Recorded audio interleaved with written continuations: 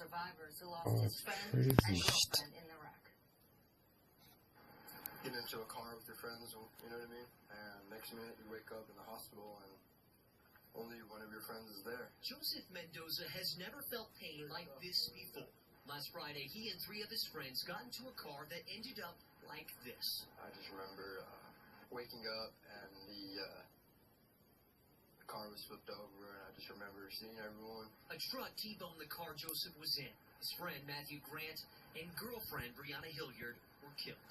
Joseph was taken to the hospital along with other friend Julia Thompson. He fractured his pelvis and some bones in his back, but he says that's nothing compared to the agony in his heart. It's a rough situation because all of us have been pretty close for a long time. After being released, Joseph joined hundreds of others in mourning.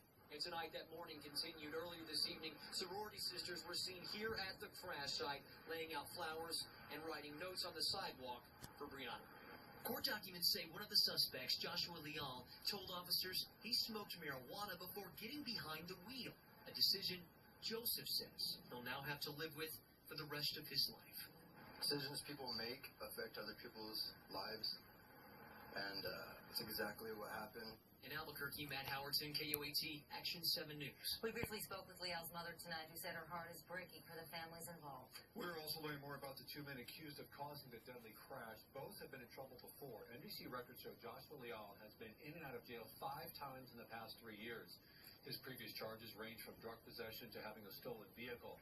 Now Leal faces several vehicular homicide charges. And in June, court records show he and the other suspect, Miguel Hernandez, were picked up for being in a stolen vehicle. Hernandez is being held at Juvenile Detention Center for violating his probation. And there's a really bizarre twist to all of this. According to police records, the truck the suspects were driving was stolen from a former El Dorado high school football coach. And one of the people injured in the crash used to be on his team.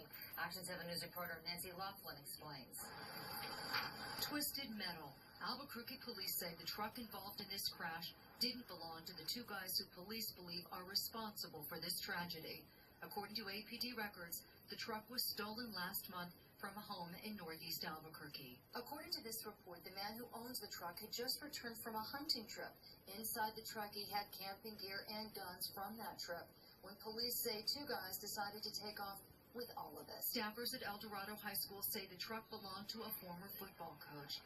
But in a weird twist, this case ended up hitting close to home for that coach. Investigators say Friday night, 2 guys with long rap sheets were taking a joyride in the stolen truck when they slammed into a car with 4 UNM students inside. 2 of those students died. 2 others were injured, including Joseph Mendoza. Turns out that stolen truck belonged to his former football coach at El Dorado, another victim in a case with too many.